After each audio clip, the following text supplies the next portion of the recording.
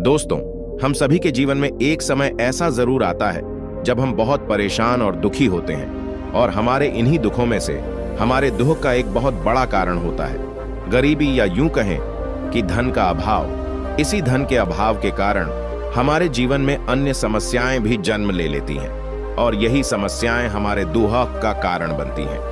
इन्हीं दुखों को सहते सहते एक दिन हमारे मन में प्रश्न उठता है कि आखिर मैं ही क्यों, मेरे साथ ही यह सब क्यों होता है।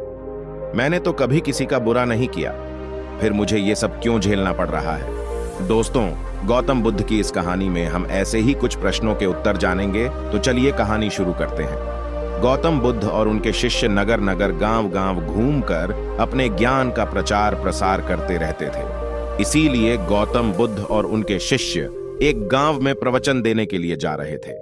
काफी लंबा सफर तय करने के बाद बुद्ध और उनके शिष्य थोड़ा आराम कर रहे थे, परंतु लोग अपनी समस्याओं का हल मांगने उनके पास पहुंचते रहते थे। ऐसे में वे जहां भी रुकते वहां लोग लंबी कतारों में जमा हो जाते और उनको अपनी समस्याएं बताते तथा बुद्ध उनका समाधान भी करते। जिस गांव में बुद्ध आराम कर रहे थे उसी गांव में एक सड़क के थोड़ा किनारे पर एक भिखारी बैठा करता था।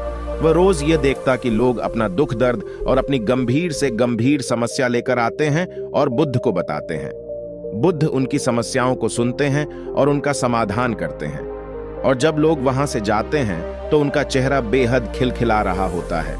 वे बहुत खुश दिखाई देते हैं, बहुत मुस्कुरा रहे होते हैं। उनके चेहरे पर एक अलग ही शांति होती है और एक नए जोश से भरे दिखते हैं। इन सभी लोगों को देखने बाद भिखारी के मन में विचार आया कि क्यों न वह भी बुद्ध के पास जाए और उन्हें अपना हाल सुनाए। परंतु वह डरता था कि कहीं बुद्ध उसकी हालत देखकर उसे धुतकार ना दे।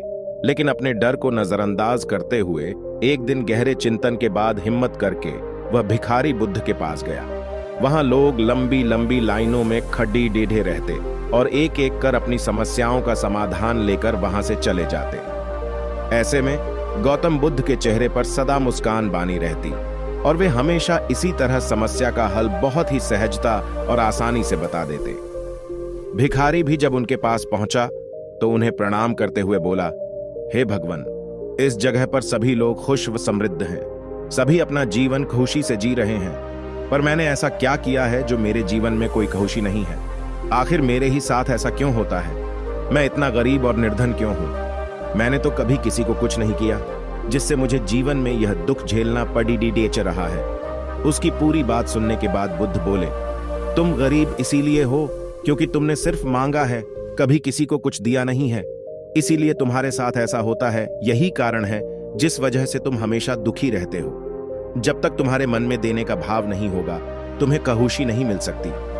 वहां बैठे सभी लोग बुद्ध की ये बातें सुन रहे थे। सब लोग हैरान थे और सबके मन में यह सवाल उठने लगा कि यह गरीब आखिर किसी को क्या दे सकता है। यहां तक कि उस भिखारी के मन में भी यही बात चल रही होती है कि आखिर वह किसी को क्या दे सकता है। लेकिन अपने मन को शांत करते हुए भिखारी बुद्ध से कहता है, भगवान, मैं तो खुद ही भीख मांगकर गुजारा करता हूं।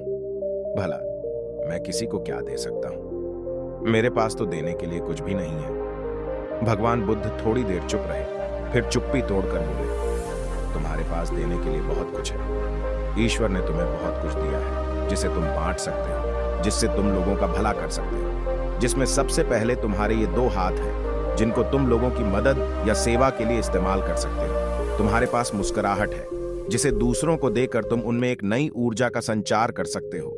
मुंह से 2 मीठी बातें बोल सकते हो। ईश्वर ने जिनको यह 3 चीजें दी हैं उनको कभी कोई निर्धन और दुखी नहीं कर सकता। निर्धन होने का विचार तो सिर्फ हमारे मन में पनपता है। यह सिर्फ एक भ्रम है जिससे तुम्हें उबरना चाहिए और अपनी जिंदगी की नई शुरुआत करनी चाहिए। दोस्तों, कहानी के अंत में मैं आपसे बस इतना ही कहना चाहूंगी कि हाथ फैलाने की जगह देना सीखो। जरूरी नहीं कि सिर्फ आर्थिक मदद को ही मदद कहते हैं। कई बार प्यार से कहे गए कुछ शब्द भी किसी को सहारा दे सकते हैं। दरअसल आज के दौर में तो हम मंदिर भी जाते हैं तो सिर्फ मांगने, किसी को कुछ देने का ख्याल मन में आता ही नहीं। और अगर देखा जाए तो आप जिस चीज के लिए जितना ज्यादा हाथ फैलाते हैं वही चीजें आपसे ज्यादा दूर होती चली जाती हैं। बुद्ध हमेशा कहते हैं कि जितना हमारे पास है उतने से जिसको जितना दिया जा सकता है दो। अर्थात जिस इंसान में किसी को कुछ देने की भावना होती है वह कभी गरीब नहीं हो सकता।